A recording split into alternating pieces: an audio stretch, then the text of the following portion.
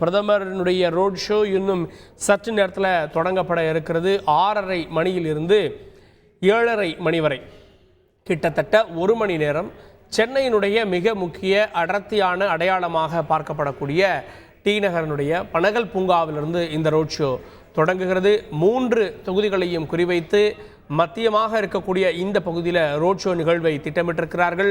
இதற்காக இன்று மதியத்திலிருந்தே போக்குவரத்து மாற்றமெல்லாம் செய்யப்பட்டிருந்தது.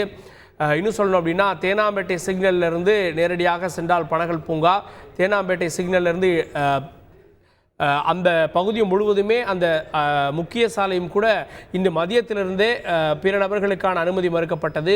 இப்போது முழுவதும் காவல்துறை கட்டுப்பாட்டில் கண்காணிப்பின் கீழே வந்திருக்கிறது. இன்னும் சற்று நேரத்தில் பிரதமருடைய ரோட் ஷோ நிகழ்வானது தொடங்கப்பட இருக்கிறது. அதுவும் பாருங்கள், பெரிய நகரங்களில் இதற்கு முன்பு ஹைதராபாத்தில் நிகழ்ந்திருக்கு, குஜராத்தில் இதே போல் நடத்தியிருக்கிறார், உத்தரப்பிரதேசத்தில் நடத்தியிருக்கிறார்.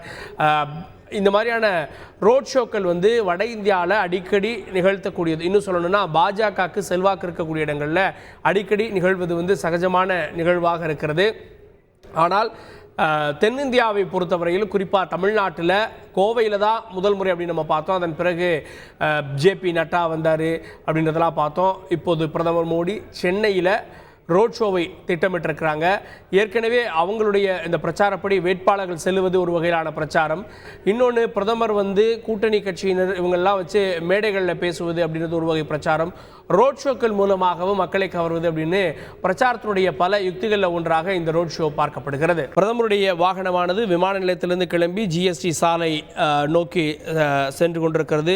ஜிஎஸ்டி சாலையில் கத்திப்பாரா மேம்பாலம் அருகே, அதன் பிறகு அண்ணா சாலையை பிடித்து பட்டேல் சாலை வழியாக, அதாவது அண்ணா பல்கலைக்கழகம் இருக்கக்கூடிய அந்த பட்டேல் சாலை வழியாக காந்தி மண்டபம் சாலையை தொடுகிறது. அவ்வாறாக செனட் ஆஃப் சாலை வழியாக மூப்பனார் பாலம் இருக்கக்கூடிய அந்த சாலை வழியாக அண்ணா சாலையில் மீண்டும் இணைகிறது.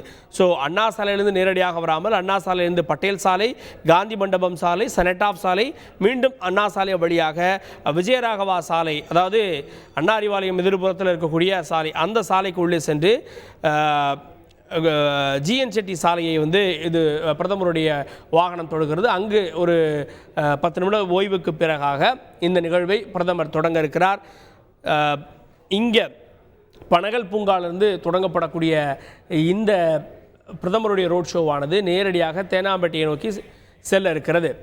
தொடர்ந்து பிரதமருடைய ரோட் ஷோ அரசியலில், தமிழ்நாட்டில், வாக்குகளில், பாஜகவுடைய வளர்ச்சியில் என்ன தாக்கத்தை ஏற்படுத்தும்னு பார்க்கலாம். செய்திகளை உடனுக்குடன் தெரிந்து கொள்ள உடனே சப்ஸ்கிரைப் பண்ணுங்க.